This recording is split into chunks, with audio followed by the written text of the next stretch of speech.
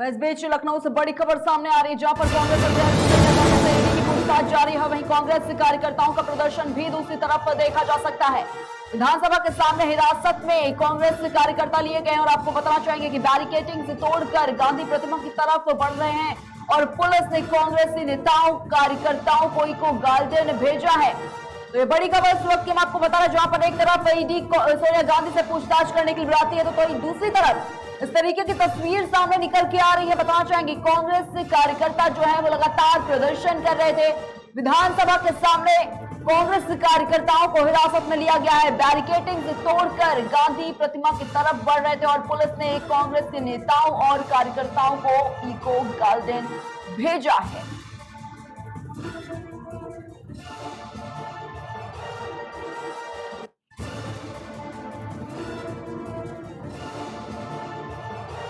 और इसी खबर पर तमाम जानकारी के हमारे साथ कांग्रेस से पवन गुप्ता जी जुड़ चुके हैं।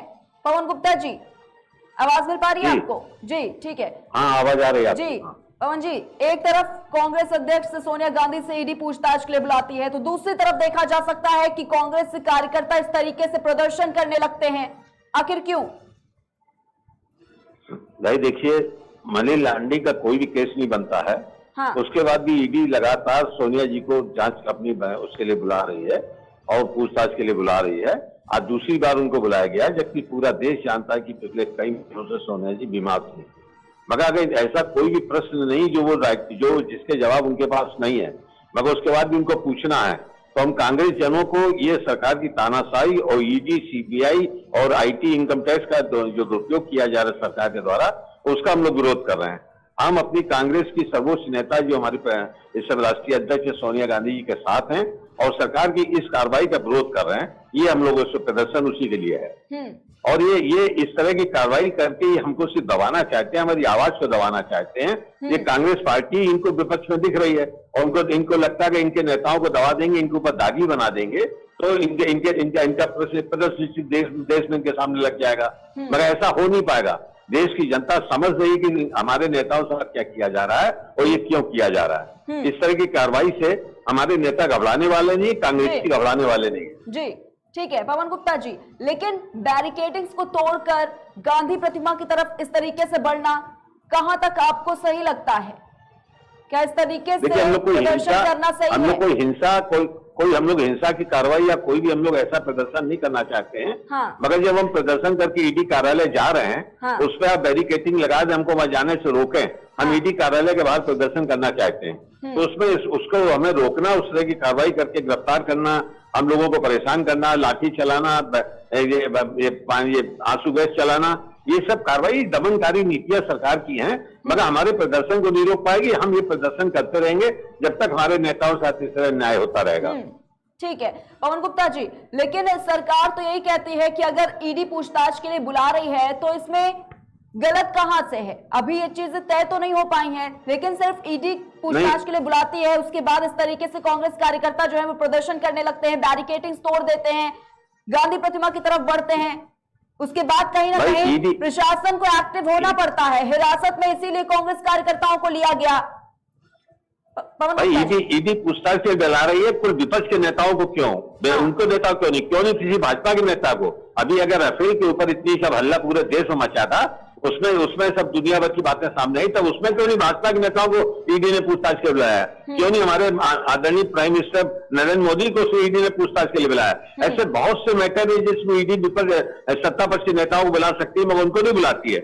ये विपक्ष के नेताओं को उनको फंसाने के लिए, उनको घेरने के लिए, उनको दागी बनाने के लिए, प्रश्न चिन्ह उनके ऊपर देश के सामने लाने के लिए करते हैं। इनको मालूम है इसमें ऐसा कुछ मनी लॉन्ड्रिंग के केस में ईडी कर सकता है। ये मनी लॉन्ड्रिंग जब ट्रांजेक्शन हुआ नहीं, मनी लॉन्ड्रिंग हुआ नहीं, तो कहां से? ठीक है, जो ईडी है वो किसी पार्टी की तरफ से तो नहीं काम करती है, सरकार तो इस समय काम पार्टी तरफ से कर रही है। हाँ। वो भाजपा कार्यकर्ताओं के रूप में काम कर रही है। ईडी इस समय निष्पक्ष काम नहीं कर रही है। वो सबसे बड़े भाजपा के बहुत बड़ा दल बन गया उनका ईडी का, जो भाजपा के लिए काम करे। लेकिन जब तमाम सवाल भारतीय जनता पार्टी की तरफ से रखे जाते हैं, तब पवन गुप्ता जी, भारतीय जनता पार्टी यही कहती है कि जब पीएम मोदी से भी पूछताछ की गई थी, जब वो गुजरात में सीएम के पद पर तैनात थे तब वो अकेले ही जाते, लेकिन कभी किसी पार्टी ने इस तरीके का प्रदर्शन नहीं किया। अगर वो बुला रही है, सबसे पहले देखा गया राहुल गांधी को पूछताछ के लिए ईडी बुलाती है, दूसरी बार सोनिया गांधी को पूछताछ के लिए बुलाती है, लेकिन इसमें इतना हड़बड़ाने की कांग्रेस की जो कार्यकर्ता है, नेता है, हड़बड़ाने की जरूरत क्या है? सिर्फ सवाल पूछने के लिए ईडी बुला रही है जी। कांग्रेस के नेता अपना ये इस बात को ये प्रदर्शित कर रहे हैं कि सोनिया जी अकेली नहीं है, पूरी कांग्रेस उनके साथ है। कांग्रेस के नेता उनके लिए जान तक दे सकते हैं। ये कांग्रेस के नेता अपनी बात कहना चाहते हैं। हम लोग हिंसक नहीं है, हम लोग कहीं भी उपद्रव नहीं करना चाहते, पत्थरबाजी नहीं करना चाहते हैं, मगर हम ये संदेश देना चाहते हैं कि सोनिया जी अकेले नहीं है, पूरा देश उनके तस्वीरें साथ सामने निकल के आई थी, तस्वीरें सामने निकल के आई थी और सभी ने शायद तस्वीरें भी देखी हैं। पवन गुप्ता जी, वो तस्वीरें यही थी, टायर्स में आग लगा दी गई थी। एक तरफ कांग्रेस कहती है कि ये सत्याग्रह है, गांधी जी के सत्याग्रह की बात कांग्रेस करती है, लेकिन दूसरी तरफ ये भी बात कही जाती है कि गांधी जी का सत्याग्रह ये नहीं था, इस तरीके से सत्याग्रह नहीं किया गया था। पवन गुप्ता जी, सत्याग्रह तो सत्य का मतलब बड़ा क्लियर है कि सत्य आग्रह, मतलब सत्य के लिए आग्रह करना। हम सत्य के लिए आग्रह कर रहे हैं, अपना प्रदर्शन करने में जाना चाहते हैं हम सत्य, मतलब शांतिपूर्वक। हमको रोका जाएगा तो उसमें बैरिकेडिंग तो हो रहे हैं, हम इसके आगे थोड़ी कुछ कर रहे हैं। ठीक है पवन गुप्ता जी, आपके कहने का कहीं ना कहीं अर्थ यही निकल रहा है कि अगर कांग्रेस के जितने भी कार्यकर्ता है, जितने भी नेता है, वो प्रदर्शन कर रहे हैं, लेकिन पार्टी जो है, जो प्रशासन है, वो प्रदर्शन करने नहीं दे रही, और इसी के चलते कहीं ना कहीं जो कार्यकर्ता और नेता है कांग्रेस पार्टी के, वो मजबूर होकर टायर्स को आग के हवाले कर देते हैं, मजबूर होकर इस तरीके से बैरिकेडिंग्स को तोड़कर आगे निकलते हैं, और शायद इसीलिए प्रशासन एक्टिव है। दूसरी तरफ हिरासत में इसीलिए ले रहे हैं कांग्रेस के जितने भी कार्यकर्ता और जो नेता है, इस तरीके से प्रदर्शन कर रहे हैं।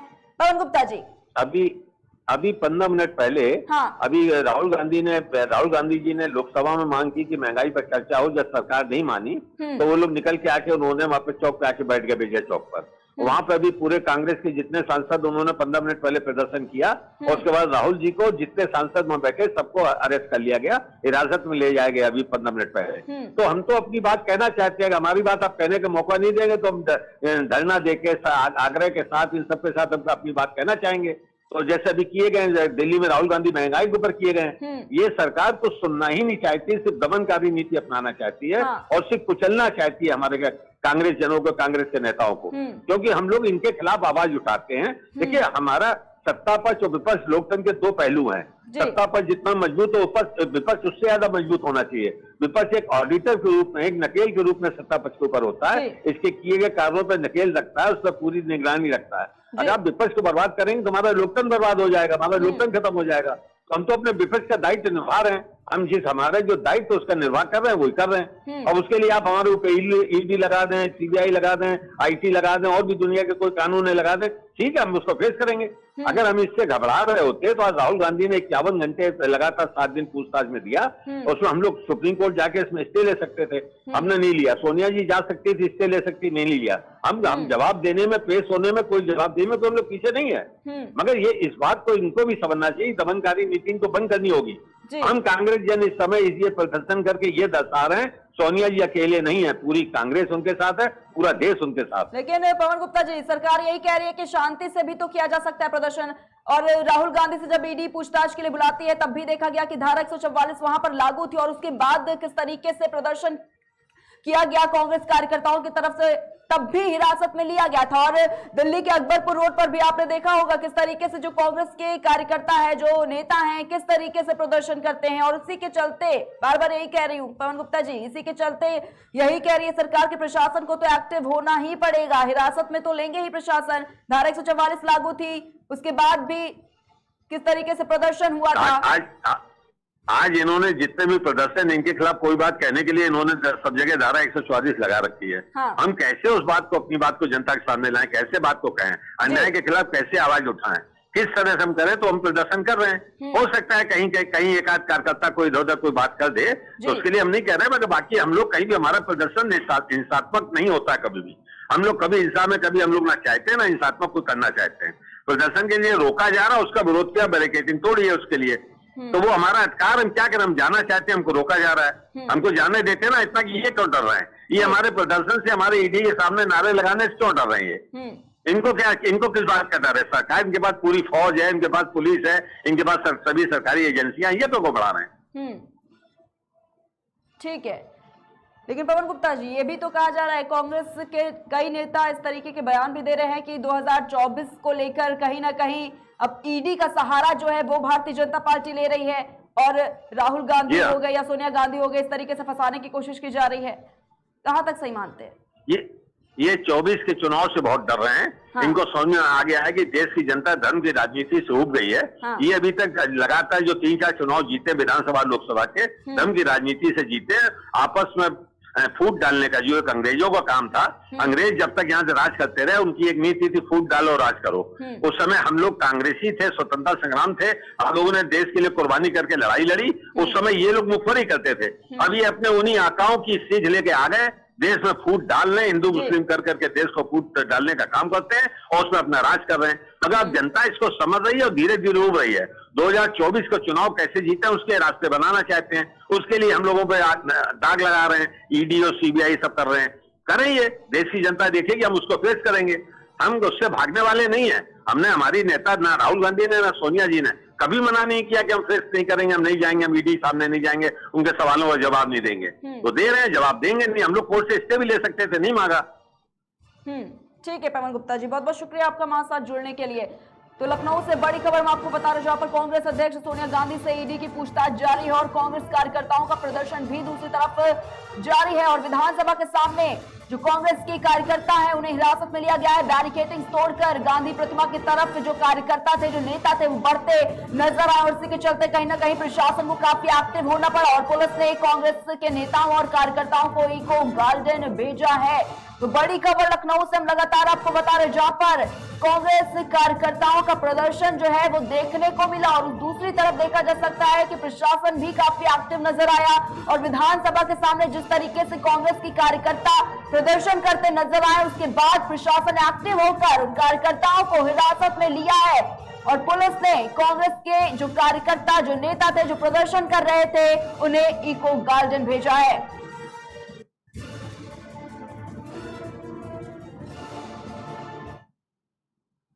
फिलहाल रुकते एक छोटे से ब्रेक के लिए, जल्द हाजिर होंगे।